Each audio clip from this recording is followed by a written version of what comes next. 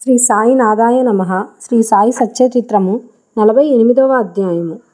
ఈ అధ్యాయము ప్రారంభించుచున్నప్పుడెవరో హేమంత్ పంతును బాబా గురువా లేక సద్గురువా అని ప్రశ్నించిరి. ఆ ప్రశ్నకు సమాధానమిచ్చుటకై సద్గురువు లక్షణములను హేమంత్ పంత్ ఇట్లు వర్ణించుచున్నారు. సద్గురుని లక్షణములు: ఎవరు మనకు వేదాంతములను షట్శాస్త్రములను బోధించెదరో, ఎవరు చక్రాంకితము చేసెదరో, ఎవరు ఉచ్ఛ్వాస నిశ్వాసములను బంధించెదరో, ఎవరు బ్రహ్మమును గూర్చి అందముగా ఉపన్యసించెదరో, ఎవరు భక్తులకు మంత్రోపదేశము చేసి దానిని పునశ్చరణము చేయుమందురో, ఎవరు తమ వాక్శక్తిచే జీవిత పరమావధిని బోధించగలరో, కానీ ఎవరు స్వయంగా ఆత్మ సాక్షాత్కారము పొందలేరో అట్టివారు సద్గురువులు కారు. ఎవరైతే చక్కని సంభాషణల వల్ల మనకు ఇహపర సుఖములందు విరక్తి కలగజేసెదరో, ఎవరు ఆత్మ సాక్షాత్కారమందు మనకు అభిరుచి కలుగునట్లు చేసెదరో, ఎవరైతే ఆత్మ సాక్షాత్కార విషయమున పుస్తక జ్ఞానమే కాక ఆచరణమందు అనుభవము కూడా పొంది ఉన్నారో అట్టివారు సద్గురువులు. ఆత్మ సాక్షాత్కారమును స్వయముగా పొందని గురువు దానిని శిష్యులకు ఎట్లు ప్రసాదించగలరు? సద్గురువు స్వప్న అందైనను శిష్యుల నుండి సేవను గాని ప్రతిఫలం గాని ఆశించడు. దానికి బదులుగా శిష్యులకు సేవ చేయతలుచును. తాను గొప్పవాడనియు తన శిష్యుడు తక్కువైన వాడనియు భావించడు. సద్గురువు తన శిష్యుని కొడుకు వలె ప్రేమించుటే కాక తనతో సరి సమానంగా చూచును, లేదా పరబ్రహ్మ స్వరూపంగా చూచును. సద్గురుని ముఖ్య లక్షణమేమన వారు శాంతమునకు ఉనికి పట్టు. వారెన్నడూ చాపల్యమును గాని చికాకును గాని చెందరు. తమ పాండిత్యమునకు వారు గర్వించరు. ధనవంతులు, పేదలు, గనులు, నీచులు వారికి సమానమే. హేమంత్ పంత్ తన పూర్వజన్మ సుకృతముచే సాయిబాబా వంటి సద్గురువు ఆశీర్వాదమును సహవాసమును పొందెనని తలంచెను. బాబా యవ్వనమందు కూడా ధనము కూడబెట్టలేదు. వారికి కుటుంబం కానీ, స్నేహితులు కానీ, ఇల్లు కానీ, ఎట్టి ఆధారం కానీ లేకుండెను. 18 ఏళ్ల వయసు నుండి వారు మనస్సును స్వాధీనమందుంచుకొనిరి. వారొంటరిగా నిర్భయముగా ఉండేడివారు. వారెల్లప్పుడూ ఆత్మను సంధానమందు మునిగి ఉండేడివారు. భక్తుల స్వచ్ఛమైన అభిమానమును చూచి వారి మేలు కొరకైనా చేయుచుండెడివారు. ఈ విధముగా వారు తమ భక్తులపై ఆధారపడి ఉండేడివారు. వారు భౌతిక శరీరంతో ఉన్నప్పుడు తమ భక్తులకు ఏ అనుభవములను ఇచ్చుచుండిరో అట్టివారు సమాధి చెందిన పిమ్మట కూడా వారిపై ఆధారపడిన భక్తులకు ఇప్పటికీ నొసగుచున్నారు. అందుచే భక్తులు చేయవలసినదేమన భక్తి విశ్వాసములను హృదయ దీపమును సరిచేయవలెను. ప్రేమ అను ఒత్తిని వెలిగించవలెను. ఎప్పుడిట్లు చేసెదరో అప్పుడు జ్ఞానమనే జ్యోతి ఆత్మ సాక్షాత్కారము వెలిగి ఎక్కువ తేజస్సుతో ప్రకాశించను. ప్రేమ లేని జ్ఞానము ఉత్తది. అట్టి జ్ఞానం ఎవరికీ అక్కరలేదు. ప్రేమ లేనిచో సంతృప్తి ఉండదు. కనుక మనకు అవిచ్ఛిన్నమైన అపరిమిత ప్రేమ ఉండవలెను. ప్రేమను మనం ఎట్లు పొగడగలము? ప్రతి వస్తువు దాని ఎదుట ప్రాముఖ్యము లేనిదగును. ప్రేమ అనున్నదే లేని ఎడల చదువుట కానీ, వినుట కానీ, నేర్చుకొనుట కానీ నిష్ఫలములు. ప్రేమ అనున్నది వికసించినచో భక్తి, నిర్యామోహము, శాంతి, స్వేచ్ఛలు పూర్తిగా ఒకటి తర్వాత ఇంకొకటి వచ్చును. దేనిని కూర్చి గాని మిక్కిలి చింతించినదే దాని యందు మనకు ప్రేమ కలగదు. యథార్థమైన కాంక్ష, ఉత్తమమైన భావమున్న చోటనే భగవంతుడు తానై సాక్షాత్కరించును. అదియే ప్రేమ, అదే మోక్షమునకు మార్గము. ఈ అధ్యాయంలో చెప్పవలసిన ముఖ్య కథను పరిశీలించదము. స్వచ్ఛమైన మనస్సుతో ఎవరైనను నిజమైన యోగీశ్వరుని వద్దకు పోయి వారి పాదములపై పడినచో తుట్టతుదకతడు రక్షింపబడును. ఈ విషయము దిగువ కథల వలన విశదీపబడును. సెవడే సోలాపూర్ జిల్లా అక్కల్కోట్ నివాసి సపత్నేకర్ న్యాయ పరీక్షకు చదువుచుండెను. తోటి విద్యార్థి సెవడే అతనితో చేరెను. ఇతరుల విద్యార్థులు కూడా గుమిగూడి తమ పాఠముల జ్ఞానము సరిగా ఉన్నది లేనిది చూచుకొనుచుండిరి. ప్రశ్నోత్తముల వలన సెవడేకు ఏమీయూ రానట్లు తోచెను. తక్కిన విద్యార్థులు అతనిని వెక్కిరించిరి. అతడు పరీక్షకు సరిగా చదవకపోయినను తన యందు సాయిబాబా కృపయుండటచే ఉత్తీర్ణుడగునని చెప్పాను. అందుకు సపత్నేకర్ ఆశ్చర్యపడెను. సాయిబాబా ఎవరు? వారినేలా అంత పొగుడుచున్నావు అని అడిగను. అందువలన సెవాడే ఇట్లనెను: షిరిడీ మసీదులో ఒక ఫకీరు కలరు. వారు గొప్ప సత్పురుషులు. యోగులు ఇతరులున్నను వారు అమోఘమైన వారు. పూర్వజన్మ సుకృతమున్న గాని మనము వారిని దర్శించలేము. నేను పూర్తిగా వారినే నమ్మి ఉన్నాను. వారు పలుకనది ఎన్నడూ అసత్యం కానేరదు.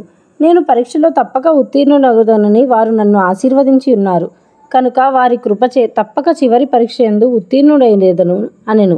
సపత్నేకర్ తన స్నేహితుని ధైర్యమునకు నవ్వెను. వానిని, బాబాను కూడా వెక్కిరించెను. సపత్నేకర్ దంపతులు. సపత్నేకర్ న్యాయ పరీక్షలో ఉత్తీర్ణుడయ్యను. అక్కల్కోటలో వృత్తిని ప్రారంభించి అతడు న్యాయవాది అయ్యను. 10 సంవత్సరముల పిమ్మట అనగా 1913లో వానికి గల ఒకే కుమారుడు గొంతు వ్యాధితో చనిపోయెను. అందువలన అతని మనస్సు వికలమయ్యెను. పండరీపురం, గానాగాపురం మొదలగు పుణ్యక్షేత్రములకు యాత్రార్థం పోయి శాంతి పొందవలననుకొనెను. కానీ అతనికి శాంతి లభించలేదు. వేదాంతము చదివెను, కానీ అది కూడా సహాయపడలేదు. అంతలో శవాడే మాటలు అతనికి బాబా యందు గల భక్తియు జ్ఞప్తికి వచ్చెను. కాబట్టి తాను కూడా షిరిడీకి పోయి శ్రీ సాయిని చూడవలననుకొనెను. అతడు తన సోదరుడగు పండితరావుతో షిరిడీకి వెళ్ళెను. దూరం నుండియే బాబా దర్శనం చేసి సంతసించెను. గొప్ప భక్తితో బాబా వద్దకేకి ఒక టెంకాయ నచ్చట పెట్టి బాబా పాదములకు సాష్టాంగ నమస్కారం చేసెను. బయటకు పొమ్ము అని బాబా అరిచెను. సపత్నేకర్ తల వంచుకుని కొంచెము వెనుకకు జరిగి అతడు కూర్చుండెను. బాబా కటాక్షమును పొందుటకెవరి సలహా అయినను తీసుకొనుటకు యత్నించెను. కొందరు బాలాషింపి పేరు చెప్పిరి. అతని వద్దకు పోయి సహాయం కోరెను. వారు బాబా ఫోటోలను కొని బాబా మసీదు వద్దకు వెళ్ళిరి. బాలాషింపి ఒక ఫోటోను బాబా చేతిలో పెట్టి ఎవరిదని అడిగెను. దానిని ప్రేమించు వారిదని బాబా చెప్పుచూ సపత్నేకర్ వైపు చూచెను. బాబా నవ్వగా అచటి వారందరూ నవ్విరి. బాల ఆ నవ్వు యొక్క ప్రాముఖ్యమేమని బాబాను అడుగుచూ సపత్నేకర్ దగ్గరకు జరిగి బాబా దర్శనం చేయమనెను. సపత్నేకర్ బాబా పాదములకు నమస్కరించగా బాబా తిరిగి వెడలి పొమ్మని అరిచెను. సపత్నేకర్కి ఏమి చేయవలనో తోచకుండెను. అన్నదమ్ములిద్దరూ చేతులు జోడించుకొని బాబా ముందు కూర్చుండిరి. మసీదు ఖాళీ చేయమని బాబా సపత్నేకర్ను ఆజ్ఞాపించెను. ఇద్దరు విచారంతో నిరాశ చెందిరి. బాబా ఆజ్ఞను పాలించవలసి ఉండుటచే సపత్నేకర్ షిరిడీ విడువవలసి వచ్చెను. ఇంకొకసారి వచ్చినప్పుడైనా దర్శనం ఇవ్వవలనని అతడు బాబాను వేడెను. సపత్నేకర్ భార్య. 1 సంవత్సరం గడిచెను, కానీ అతని మనస్సు శాంతి పొందకుండెను. అతడు గానగాపురం వెళ్ళెను, కానీ అశాంతి హెచ్చెను. విశ్రాంతికై మాడేగాం వెళ్ళెను. తుదకు కాశీ వెళ్ళుటకు నిశ్చయించుకొనెను. బయలుదేరుటకు 2 దినములకు ముందు అతని భార్యకు ఒక స్వప్న దర్శనము కనిపించెను. స్వప్నంలో ఆమె నీళ్ల కొరకు కుండ పట్టుకొని లకట్షా బావికి పోవుచుండెను. అచట ఒక పకీరు తలగుడ్డ కట్టుకొని వేప చెట్టు మొదట కూర్చున్నవారు తన వద్దకు వచ్చి, ఓ అమ్మాయి, అనవసరముగా శ్రమపడదవేళ నేను స్వచ్ఛమైన జలముతో నీ కుండ నింపెదను అనెను. ఆమె పకీరుకు భయపడి ఉత్తకుండతో వెనుకకు తిరిగిపోయెను. పకీరు ఆమెను వెన్నంటెను. ఇంతటితో ఆమెకు మెలకువ కలిగి నేత్రములు తెరిచెను. ఆమె తన కలను భర్తకు చెప్పెను. అదియే శుభశకునం అనుకొని ఇద్దరూ షిరిడీకి బయలుదేరిరి. వారు మసీదు చేరునప్పటికీ బాబా అక్కడ లేకుండెను. వారు లెండీ తోటకు వెళ్ళి ఉండిరి. బాబా తిరిగి వచ్చే వరకు వారచట ఆగిరి. ఆమె స్వప్నంలో తాను చూసిన పకీరుకు బాబాకు భేదమేమీ లేదనెను. ఆమె మిగుల భక్తితో బాబాకు సాష్టాంగంగా నమస్కరించి బాబాను చూచుచూ అచటడే కూర్చుండెను. ఆమె అనుకువ చూచి సంతసించి బాబా తన మామూలు పద్ధతిలో ఒక కథ చెప్పుటకు మొదలెడెను. నా చేతులు, పొత్తి కడుపు, నడుము చాలా రోజుల నుండి నొప్పి పెట్టుచున్నవి. నేననేక ఔషధములు పుచ్చుకొంటిని, కానీ నొప్పులు తగ్గలేదు. మందులు ఫలమీయకపోవుటచే విసుగు చెందితని, కానీ నొప్పులన్నిటినీ ఇచ్చట వెంటనే నిష్క్రమించుటకు ఆశ్చర్యపడుచుంటిని అనెను. పేరు చెప్పనప్పటికీ ఆ వృత్తాంతమంతయు సపత్నేకర్ భార్యదే. ఆమె నొప్పులు బాబా చెప్పిన ప్రకారం త్వరలో తగ్గిపోవుటచే ఆమె సంతసించెను. సపత్నేకర్ ముందుగా పోయి దర్శనం చేసుకొనెను. మరలా బాబా బయటికి బొమ్మనెను. ఈసారి అతడు మిక్కిలి పశ్చాత్తాపడి ఎక్కువ శ్రద్ధతో ఉండెను. ఇది బాబాను తాను పూర్వము నిందించి ఎగతాళి చేసిన దాని ప్రతిఫలమని గ్రహించి దాని విరుగుడు కొరకు ప్రయత్నించుచుండెను. బాబాను ఒంటరిగా కలుసుకొని వారిని క్షమాపణ కోరవలనని యత్నించుచుండెను. అట్లే అనర్చెను. అతడు తన శిరస్సును బాబా పాదములపై పెట్టెను. బాబా తన వరద హస్తమును సపత్నేకర్ తలపై పెట్టెను. బాబా కాళ్ళు నొత్తుచూ సపత్నేకర్ అక్కడనే కూర్చుండెను. అంతలో ఒక గొల్ల స్త్రీ వచ్చి బాబా నడుమును పట్టుచుండెను. బాబా ఒక కోమటి కూర్చి కథ చెప్పతొడగెను. వాని జీవితంలోని కష్టములన్నీ వర్ణించెను. అందులోని వాని ఒకే కొడుకు మరణించిన సంగతి కూడా చెప్పాను. బాబా చెప్పిన కథ తనదే అని సపత్నేకర్ మిక్కిలి ఆశ్చర్యపడెను. బాబాకు తన విషయములన్నీ తెలియుటచే విస్మయమందెను. బాబా సర్వజ్ఞుడని గ్రహించెను. అతడందరి హృదయములు గ్రహించుననెను. ఆ ఆలోచనలు మనస్సును మొదలుచుండగా బాబా ఆ గొల్ల స్త్రీకి చెప్పున్నట్లుచే నటించి సపత్నేకర్ వైపు చూసి ఇట్లనెను. వీడు తన కొడుకును నేను చంపితిని అని నన్ను నిందించుచున్నాడు. నేను లోకుల బిడ్డలనెన్ను చంపెదనా? ఇతడు మసీదునకు వచ్చి ఏడ్చుచున్నాడేలా? అదే బిడ్డను వీని భార్య గర్భంలోకి మరలా తెచ్చెదను. ఈ మాటలతో బాబా అతని తలపై హస్తముంచి ఓదార్చి ఇట్లనెను. ఈ పాదములు ముదుసలివి, పవిత్రమైనవి. ఇక నీ కష్టములు తీరిపోయినవి. నా అందే నమ్మకముంచుము. నీ మనోభిష్టములు నెరవేరును. సపత్నేకర్ మైమర్చెను. బాబా పాదములను కన్నీటితో తడిపెను. తర్వాత తన బసకు పోయెను.